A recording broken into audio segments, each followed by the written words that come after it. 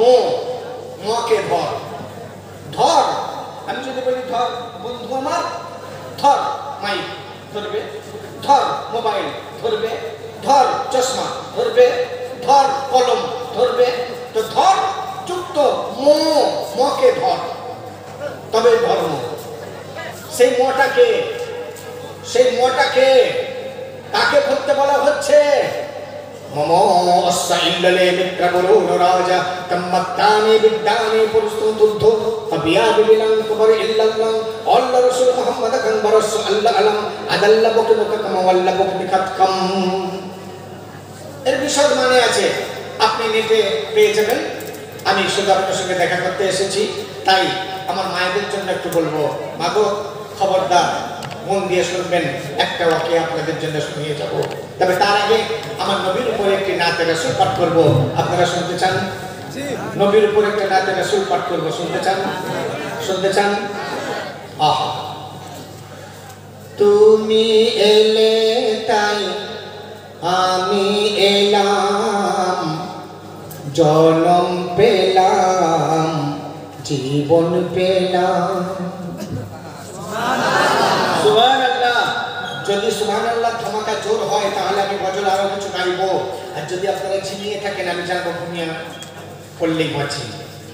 তুমি এলে তাই আমি এলাম, জীবন পেলাম, জনম পেলাম, তোমারি জন্য স্বজন পেলাম, সোপান পেলাম, সুমন পেলাম। ইয়া রাসূল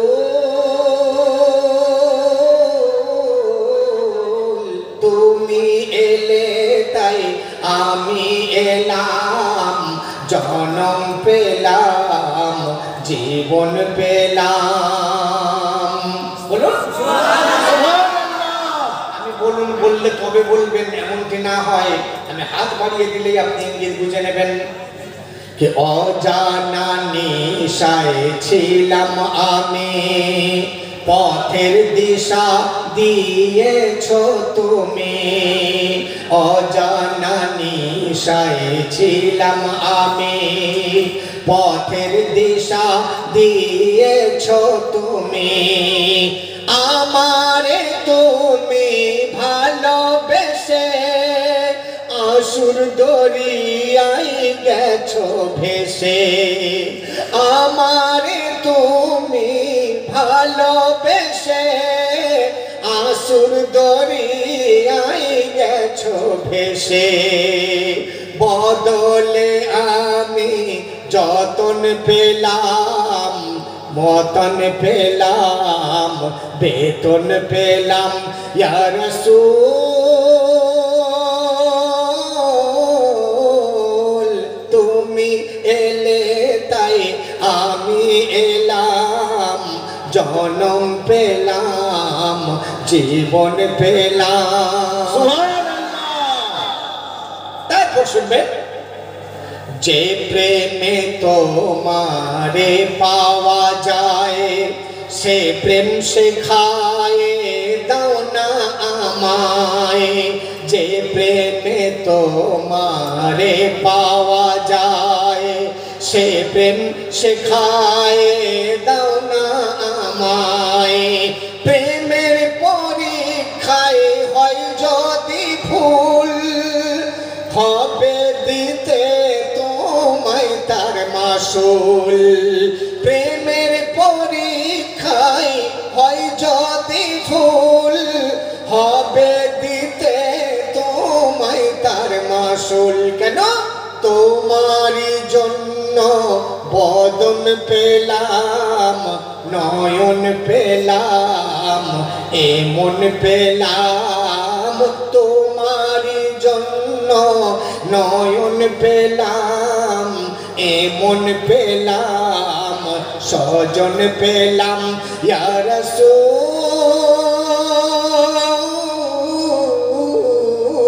তুমি এলে তাই আমি এলাম, জনম পেলাম, জীবন পেলাম। শেষ ছন্দে শুনবেন, তোমায় পাওয়ার সাধ সেধেই যাব, জানি সাধনায় আঘাত পাব। তোমায় পাওয়ার সাধ সেধেই যাব, জানি সাধনায় আঘাত পাব। লাগবে ভালো বিরহের ছুরি, শোয়ে যদি এ বলতে পারি। লাগবে ভালো বিরহের ছুরি, শোয়ে যদি এ বলতে পারি। কি তোমারই জন্য কাফন পেলাম, মরণ পেলাম, দাফন পেলাম। তোমারই জন্য মরণ পেলাম, কাফন পেলাম, দাফন পেলাম। ইয়া রাসূল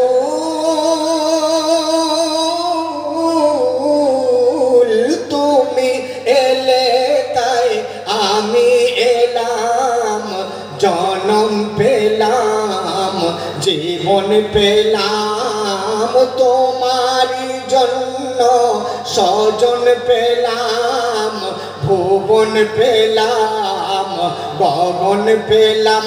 ইয়া রাসূল তুমি এলে তাই আমি এলাম, জনম পেলাম, জীবন পেলাম, কাফন পেলাম, দাফন পেলাম।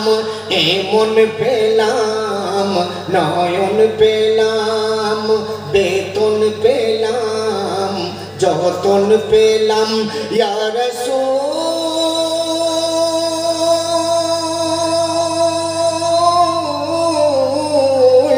তুমি এলে তাই আমি এলাম, জীবন পেলাম, জনম পেলাম, ভুবন পেলাম, স্বজন পেলাম। আমার ভাই নারায়ে তাকবীর, নারায়ে তাকবীর, নারায়ে সালাত, নারায়ে সালাত। ভাইরা আমার, আমি মায়েদের জন্য একটা ওয়াকিয়া বলবো, আপনারা কি শুনবেন? কারণ সময় কম আর আমি বেশি কষ্ট আপনাদের দেব না। শীতের রাত, খেটে খাওয়া পরিশ্রমিক মানুষ আপনারা, আপনাদের বেশি কষ্ট আমি দিতে চাই না। বললে তো অনেক বলতে পারি বন্ধু, কিন্তু আমার মা জননীরা বসে আছে অনেক কষ্ট করে, তাদের জন্য একটু বলি। তারপরে আমি মুসাফির মানুষ এসেছি আপনাদের ভালোবাসা পেতে, আপনাদের দোয়া নিতে। তাই আমরা মুনাজাত দেব, একসঙ্গে হাত তুলে আমরা আমিন আমিন করবো। তার আগে যেন কোনো ভাই চলে যাবেন না। যেভাবে জমে আপনারা বসে আছেন আমার হৌসলা বাড়াচ্ছে, আমার উদ্যম বাড়াচ্ছে। তাই আপনারা যেভাবে বসে আছেন থাকবেন, আমি মোনাজাত করলে তারপর আপনারা প্রার্থনা শেষ করে উঠে যে যার গন্তব্যস্থলে পৌঁছাবেন। রাজি আছেন তো? এবার জোরে বলুন, রাজি আছেন? আমরা রাজি আছি। মাশাআল্লাহ। আমার আম্মা জানেরা, আপনাদের জন্য আমাকে কয়েকজন ভাই আপনাদের এলাকার, আমার তো ফোন নাম্বার অনেকেই জানে, তাই আমাকে ফোন করেছে। আজকে সকাল থেকে কয়েকটা ভাই এই এলাকার, তারাও ওই জলসায় বসে আছে, আমাকে ফোন করেছে। হুজুর কি বলছে ফোনে দেখুন। মায়েরা, আমার এটা লজ্জা, কারণ আমি আপনাদের ছেলে, আপনাদের সন্তান আমি, এটা আমার লজ্জা আমার। তারা ফোনে কি বলেছে জানেন? হুজুর, আমাদের এলাকার মেয়েরা বেশিরভাগ বেপর্দা, এরা শীতকালে চাদর গায়ে দেয়, কিন্তু এই শীতেও মাথায় ঢাকা দেয় না। এদের মাথার চুলের শো নষ্ট না হয়। তাই এই সম্পর্কে যদি আপনি কিছু বলেন। আবার একজন ফোন করে বলছে, হুজুর কি বলবো, ঘরের কথা বড় লজ্জা লাগে, আমার বউ আমাকে একদম মানে না। আপনি এই মেয়েদেরকে একটু বলবেন যেন স্বামীদেরকে মানে। কটা বলবো। আর একটা ভাই, আমি মানে ওই পাড়ার খাটেতে যখন বসে আছি একটা ফোন আসলো, হুজুর কত দূর আছে? কাছাকাছি। আমার সকালের কথাটা মনে আছে। কি বাবু? সেই বলেছিলাম না। কি রে বাবু বলবি তো? হুজুর সেই বলেছিলাম একটা উপকার করে 100 লোককে সে বলে, এই বিষয়ে একটু আপনি বলবেন। আমি বলি কত বিষয় বলবো রে বাবা। তাই আমার আম্মা জানেরা সব কথা অনুরোধ আমি একটা গজলের মাধ্যমে পেশ করব আপনাদের জন্য। খুব মন দিয়ে শুনবেন। আল্লাহর নবী সরওয়ারে কায়নাত দুলহায়ে মদিনা হযরতে আহমদে মুজতবা মুহাম্মদ মুস্তাফা সাল্লাল্লাহু আলাইহি ওয়াসাল্লাম বেটি ফাতেমাকে বলছেন, ও বেটি রে, ও বেটি রে, আমি যখন মিরাজে গিয়েছিলাম, মিরাজে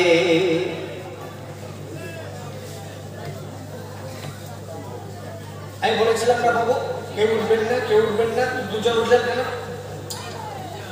দুজন উঠলেন কেন? স্টেজে যাবেন, পেচ্ছাপ করতে যাবেন, তাহলে তো একটা হাত আঙুল তুলতে হয়।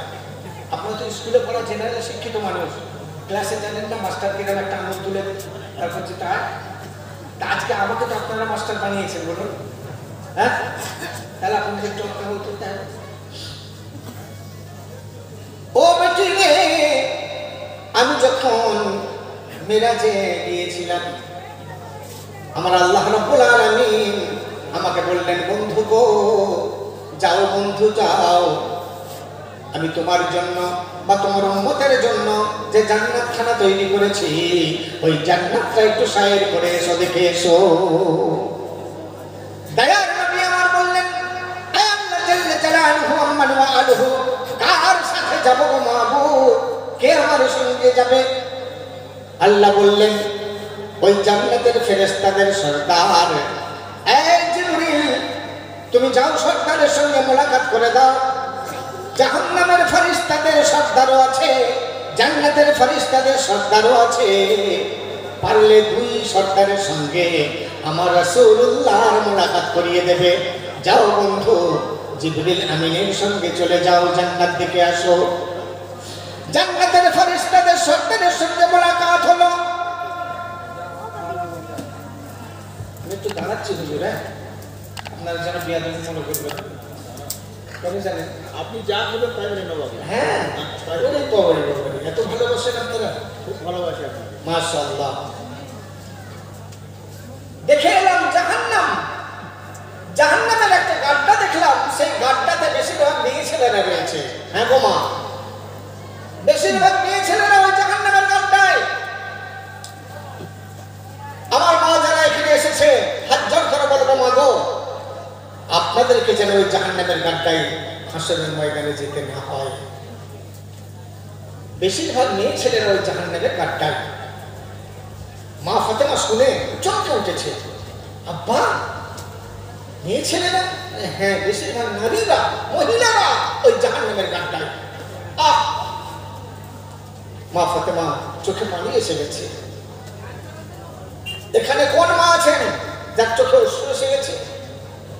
নবীর বেটি ফাতেমা কাঁদতে কাঁদতে বলছে, আব্বা জান, ও আমার আব্বা জান, ওই নারীগুলো কি এমন অন্যায় করেছিল, কোন গুনাহ করেছিল, কোন পাপের কারণে জাহান্নামের গাড্ডায় রয়েছে, একটু বলুন।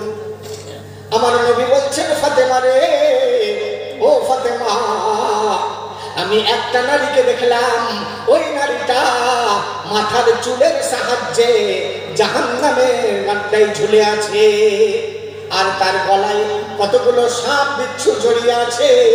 মেয়েটা চিৎকার করছে, বাঁচাও বাঁচাও করে চিৎকার করছে।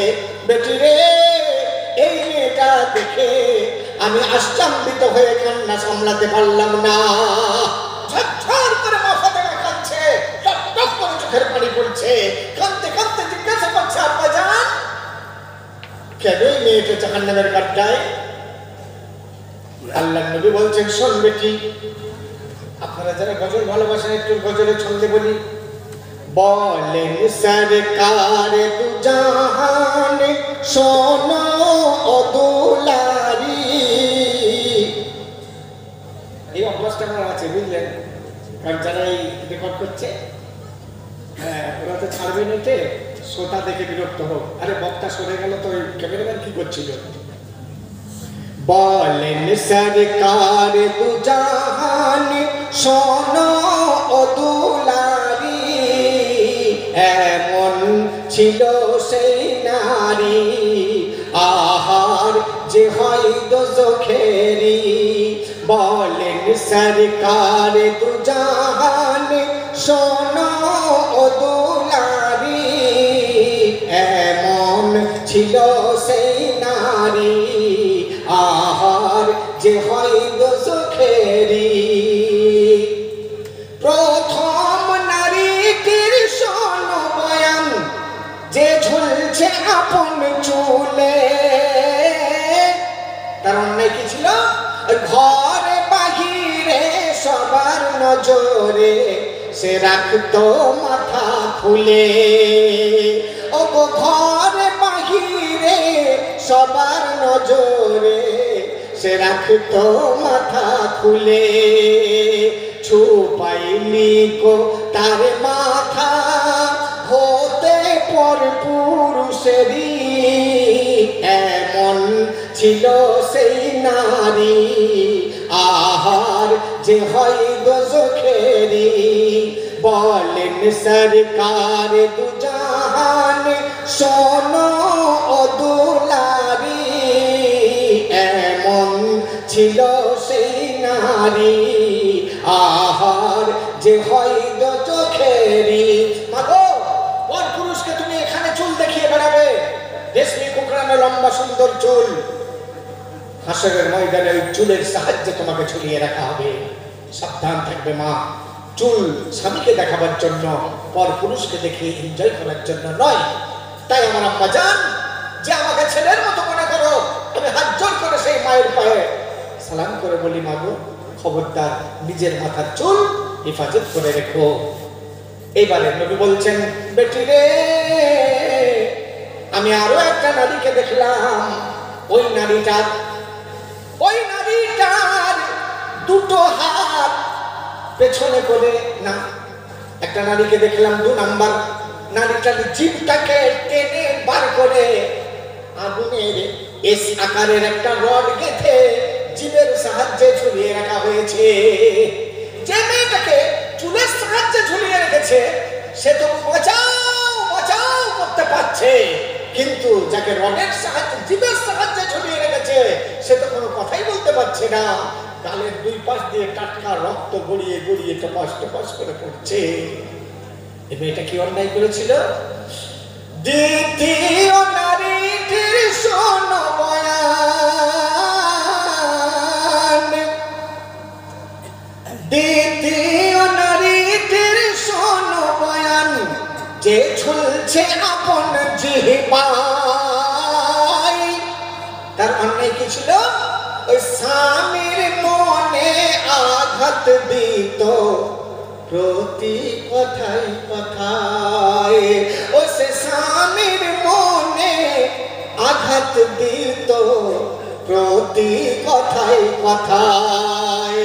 করতো না সে একদিন কোন শকর গুজারি, এমন ছিল সেই নারী আহার যে হয় দোজখেরি।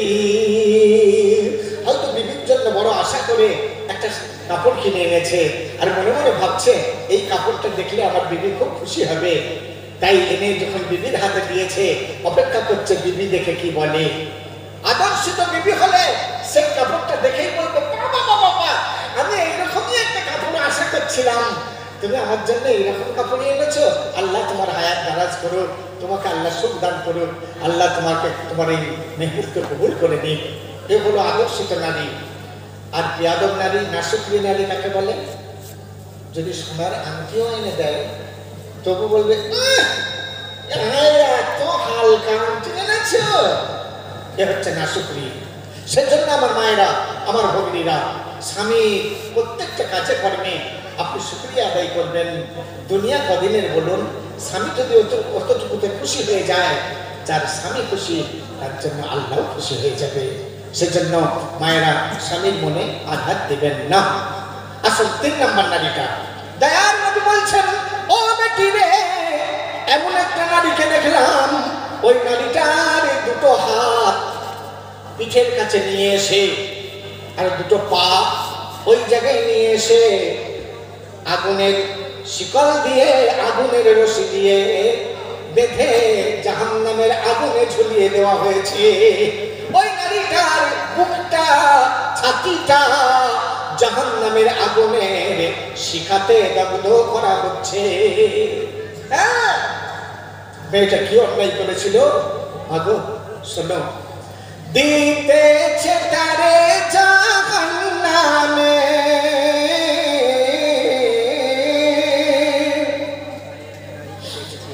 আরো এক নারী দেখলাম আমি, যার আগুনে জ্বলছে ছাতি।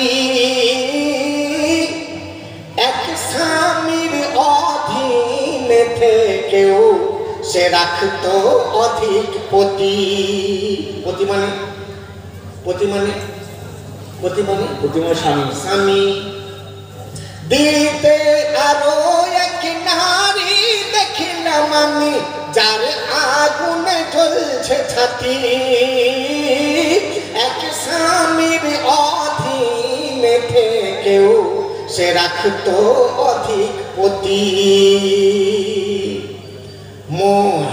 মহিয়সীর মাঝে, মানে বিবাহিতা নারী নিজের স্বামী থাকতেও অন্যের সঙ্গে কুসম্পর্কে জড়িয়ে থাকে যারা, তাদের জন্য বলা হচ্ছে, মহিয়সীর মাঝে তার ছিল না দিনদারি, এমন ছিল সেই নারী, আহার যে হয় দোজখেরি। কত হলো? কটা হলো? তাহলে এই পর্যন্ত থাক, পুরো বলতে হবে? আরো 2টো বলতে হবে? ঠিক আছে, বলবো। কিন্তু আমার কমিটির ছেলেরা আমার কাছে বলছিল, হুজুর আমাদের এলাকা খুব গরিব এলাকা, মানুষের হাতে এখন পয়সা খুব কম, তা আমাদের আশা প্রচুর, আমাদের আশা আছে, কিন্তু আমাদের ক্ষমতা নেই। তাই বলে কি আমরা একটা সুন্দর জলসা পরিবেশন দিতে পারি না এলাকার হিন্দু মুসলমান সবাইকে? আর নিশ্চয়ই পারবেন। তো বন্ধু, আমি তো এদের কাছে কোনো দাবি করিনি, কোনো দাবি করিনি। কমিটির ছেলেরা বলতে পারবে না যে আমি কোনো দাবি করে এসেছি, না।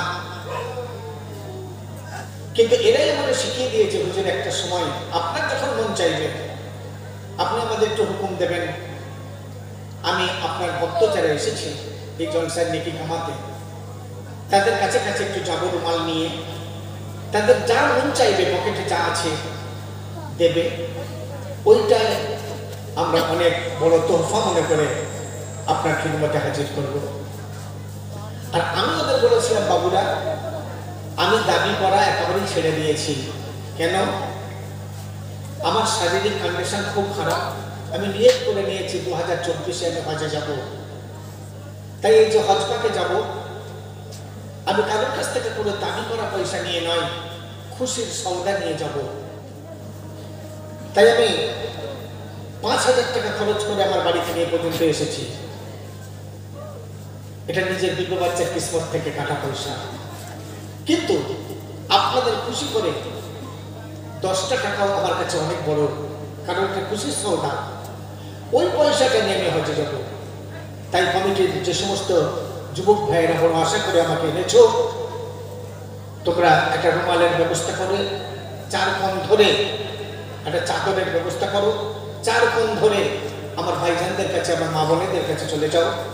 নিশ্চয়ই তাদের কাছে যা আছে তারা কেউ বঞ্চিত করবে না, তারা কেউ বঞ্চিত করবে না। কারণ আমি হজ পাকে যাব এত ভালো কাজে, তাতে যদি তোমার 10 টাকাও ওর সঙ্গে থাকে তুমিও সওয়াব পাবে বন্ধু।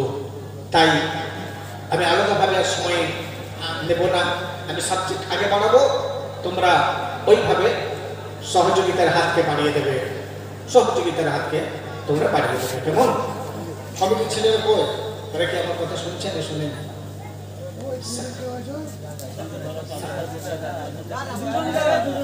হ্যাঁ, সামনে দেখতে বলছে যখন যাও গুজরাট ধরো, যে যা পারবে। আপনাদের খুশি মতো ওটা যা নেবেন ওটা আমার কাছে আসবে, আমি ওই পয়সাটা নিয়ে কাছে যাবো। সুতরাং এই আমার জীবনের প্রথম, আমার জিন্দগির প্রথম এই কথাটা বললাম, ব্যক্ত করলাম।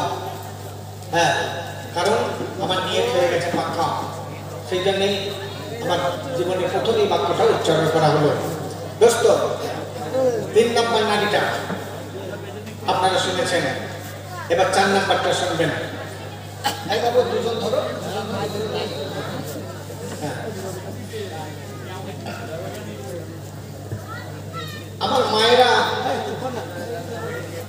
আমার মায়েরা কেউ আছো? আমার দুটো